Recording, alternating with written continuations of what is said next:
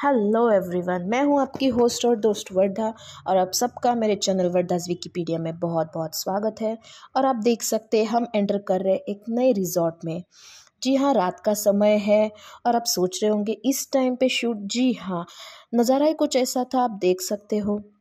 बहुत सुंदर प्लेस है गाइज। ये जो टेंट लगा रहे हैं, आप टेंट में भी रह सकते हो। बेसिकली यहाँ पे आप सेलिब्रेट करने के लिए बहुत प्लेस अच्छी है। मैं नाम बताने वाली हूँ, सस्पेंस ज़्यादा देर नहीं रखूँगी, बट इसी वजह से हम लोगों ने यहाँ का शूट रात के समय में लेने का फैसला किया। ये आप देख सकते हो जहाँ से मैं अभी जा रही हूँ। मैं जो आपको प्रिपरेशंस दिखा रही हूँ, सब लाइट्स वगैरह, अभी थोड़ी देर में आपको पता चल जाएगा कि इन्होंने लाइटिंग के बाद ये कितना अच्छा लगता है। बेसिकली एक सेलिब्रेशन हम करने वाले थे, उसके लिए ये सारी प्रिपरेशंस हो रही थी। तो हम जो अभी आ रहे हैं, ये जो रिज़ॉर्ट है इसका नाम है रानमाळा रिज़ॉर्ट, जो कि है कोल्हापुर से बहुत पास में, यानी कि हार्डली वहाँ से आपको 1 से 2.5 घंटे में आप राधानगरी तक पहुँच जाएंगे। जी हाँ, रानमाळा रिज़ॉर्ट बेसिकली राधानगरी में आता है। अब आप देख सकते हो गाइज, ये उन्होंने लाइटिंग कर दी है और लाइटिंग के बाद में ये जो यहाँ का व्यू है ये और भी खुल के आ रहा है।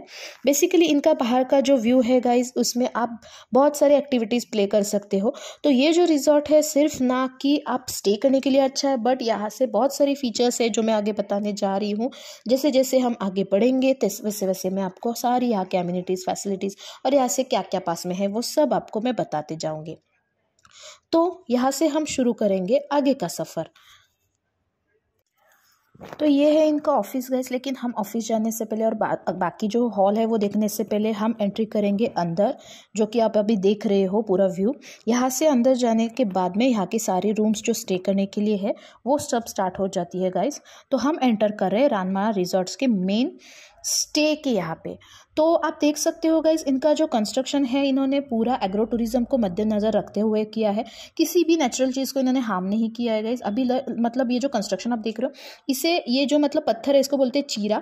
मतलब कोंकण में जो ये मिलता है इसकी वजह से बहुत मतलब शांत रहता है गाइस। अंदर ठंडापन महसूस होता है आपको, मतलब आप गर्मी में भी रह रहे हो तो आपको अच्छा लगता है।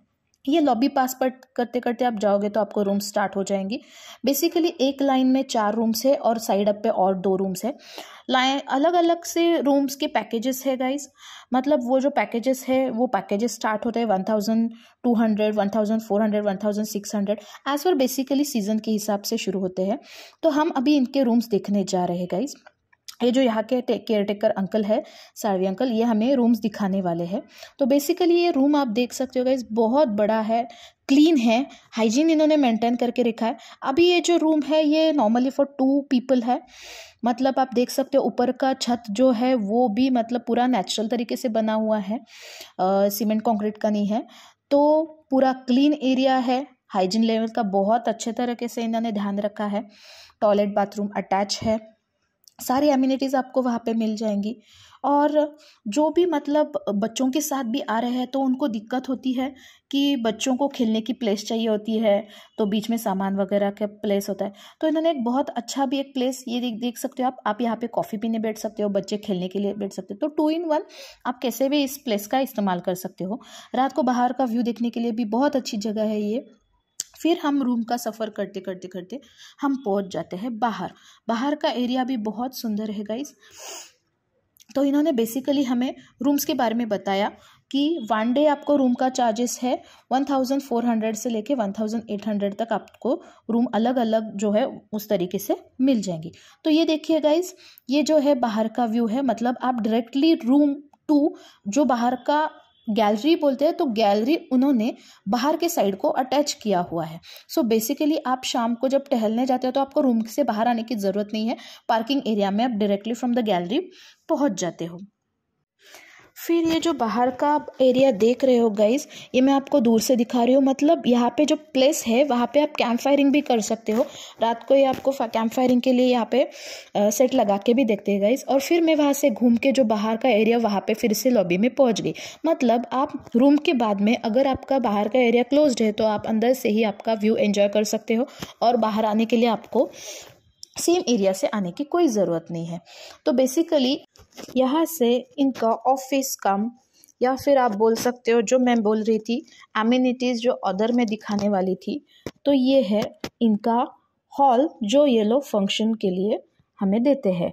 मोस्टली यहाँ पे बर्थडे का सेलिब्रेशन हो या फिर नेमिंग सेरेमनी हो या फिर कोई भी फंक्शन, एनिवर्सरी जैसे फंक्शन हो जो नॉर्मली 50 to 100 पीपल में सिर्फ जिनको मनाना है, तो वो आके यहाँ पे मना सकते हैं। बेसिकली इनके पास में स्टे के लिए रिजॉर्ट भी है, बाहर एक्टिविटी कैंप फायरिंग करने के लिए बहुत सारी जगह है, और ये हॉल भी है जहाँ पे आप बहुत सारे फंक्शंस भी कैरी कर सकते हो। और अब फंक्शंस के बाद में ये आप देख रहे हो डाइनिंग हॉल, जहाँ पे लोग स्टे के लिए जो भी आते हैं वो बाहर बैठ के भी खाना खा सकते हैं, या फिर आप रूम के पास में मैंने जब जगह दिखाई वहाँ पे भी आप खाना मंगवा सकते हो। खाने के बाद आती है वो है किचन की। खाने की बात हो रही थी तो मैं गई अंदर किचन में, और किचन में मिले मुझे ये आंटी जो कि केयर टेकर अंकल है, ये उनकी वाइफ है। ये बहुत प्यारी थी गाइस, लेकिन मुझसे बात करने में शर्मा रही थी। मैंने बहुत कुछ पूछ लिया है इनसे खाने के बारे में, तो वो बोली कि नहीं आप अंकल से पूछ लो। तो हमने इनसे थोड़ी मस्ती करके हम बाहर निकल गए और हमने अंकल से बहुत सारी बातें की। अब खाने की बात हो रही है तो खाने के बारे में पूछना पड़ेगा, और जैसे कि मैंने बताया था आपको देखते ही कि मैं आपको राधा नगरी में जो भी कुछ चीज़ें हैं वो सब बताऊंगी जो यहाँ पे स्टे आने के बाद में आप देख सकोगे। तो ऐसे करते करते हमारी मुलाकात हो गई फिर यहाँ के care taker uncle Salvi uncle से, जो कि अब हमें बताना चाह रहे थे कि यहाँ से आप क्या क्या कर सकते हो। तो बेसिकली मैं उनसे मिली, मेरा नाम बताया, हमारे चैनल के बारे में ऑब्वियसली उनको बताया। फिर उन्होंने बताया कि आप यहाँ पे अगर आते हो तो सिर्फ स्टे के लिए नहीं, तो बहुत सारी चीज़ें एंजॉय कर सकते हो। जैसे कि वहाँ से एक रिवर पास में है जहाँ का पानी बहुत गहरा नहीं है, नॉर्मली छोटे बच्चे भी खेल सकते हैं। फिर यहाँ से राधानगरी डैम करके है वहाँ पे, वो आप डैम देखने जा सकते हो। और फिर यहाँ पे एक बटरफ्लाई गार्डन है जहाँ पे बटरफ्लाइज हर एक कलर की वहाँ पे आके रुकती है, तो उसके लिए उसका नाम बटरफ्लाई गार्डन रखे गए। ऐसी बहुत सारी चीज़ें यहाँ पे है। फिर हमने खाने पे बोला, उन्होंने बताया कि यहाँ पे वेज थाली नॉन वेज थाली सब मिल जाएगा। वेज में यहाँ की दूध आमटी बहुत स्पेशल है। तो खाने की बात आती है तो खाना तो लेना पड़ेगा। वेज और नॉन वेज थाली बहुत ही सिंपल और बहुत ही टेस्टी थी गाइस। तो आप देख रहे हो अभी जो हमने थाली ली है वो है मटन थाली जो नॉन वेज की है, उसमें सब आप देख रहे हो। फिर आती है वेज की बारी। फिर वेज में भी उन्होंने 2 सब्जियां हमें परोस दी।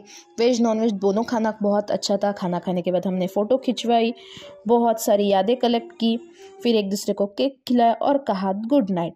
फिर अब इस मॉर्निंग टी के साथ साथ ये रहा मॉर्निंग का व्यू जो है आउटसाइड रानमा रिजॉर्ट का व्यू, जहाँ पे इन्होंने सारी डिटेल्स आपको इस बोर्ड पे लिखी हुई दिखाई दे रही है। इसी के साथ साथ में सुबह के 6 बज चुके हैं गाइस, और अभी अभी यहाँ से जंगल सफारी के लिए 5:30 बजे यहाँ से गाड़ियाँ निकली है।